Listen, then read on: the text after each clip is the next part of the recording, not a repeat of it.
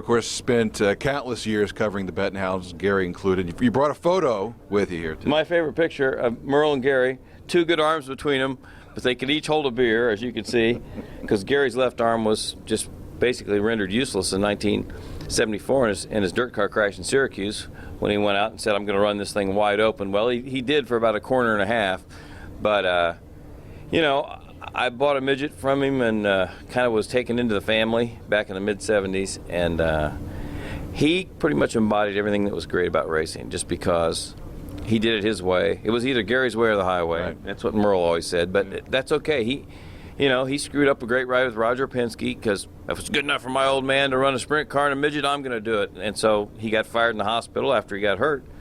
But then he came back and had some great, won championships in USAC and won a lot of races. But I think he won so many fans over, Dave, just because of that spirit, that determination. His dad's nickname was Cement Head, and the schmuck, as we called him, was certainly right there and a cement head too.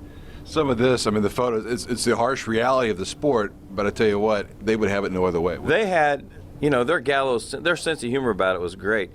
We had an Indians, we had the West Coast drivers played the Midwest drivers at Victory Field one day, and I wrapped the two of them together in silver tape and made them pitch.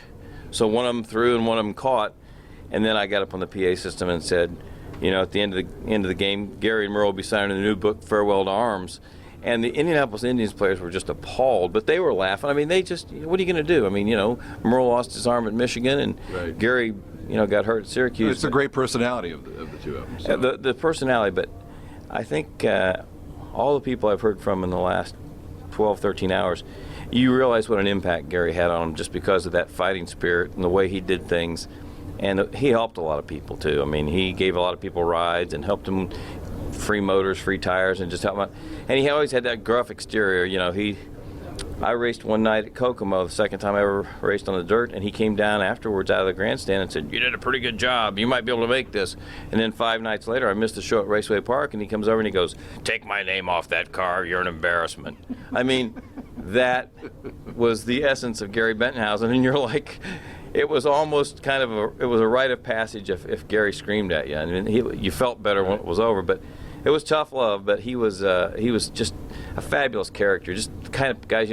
He's working on his own Indy car in 1980, the night before the Indy 500, and he ends up going 32nd to 3rd the next day in some old toilet that nobody else wanted to drive, and he's in there in the garage working on it the night before the race. Can you imagine some of today's stars doing that, Dave? I don't know if I can see Elio doing that at all. I can't imagine too many. Maybe Kanan. From Monrovia, Indiana, Gary Bettenhausen, the machine. The fans all gravitated to him. Right, and I think, he was great with the fans, and they pulled for him. How could you not? His father lost his life in practice at the Speedway, and Gary and Merle, and then Tony dies in an airplane crash, and they actually get to make the race together on the same team when Tony had his own team. So, I remember Gary, he didn't dwell on it, but he always said, I don't know what it is about this place, but we can't catch a break at Indy, and they couldn't. So it was a pretty star-crossed family, but he was a hell of a driver, great sprint car midget driver, smart, yeah. And he was a good mechanic. He was just kind of the mad scientist sometimes. He invented a mud flap once for a dirt car, and we all just started laughing at him like, Gary, what do you need a mud flap? Oh, you idiots out there are going to get hit with rocks. I'll be driving right by you on the outside. It was just, that was that wonderful spirit and personality and that big blowery, blustery, but on the inside he was pretty much soft touch. Last thing, going back to Indy, what did that place, you said you never caught a break. He didn't. 91, he probably had the fastest car out there, but had to wait till the second day to qualify and ended up being the fastest qualifier. Right. He never caught a break. He would have been on the pole, which would have been pretty cool.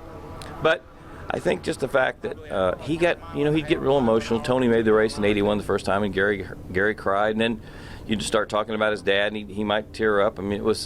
He was a pretty emotional guy especially about Indy and about what it meant to him, because he was, his dad was his idol, obviously, and when Gary started his career, his dad wasn't around to help him, so he pretty much made it on his own. All the Bettenhausens did, but he was one of those guys that when they write history books, and I was talking to Dan Gurney today, he's one of the guys that ought to have a big chapter, just because he was the embodiment of the spirit of racing, and whatever it took to get on the racetrack, that's what he did, because that's all he cared about. He lived for racing.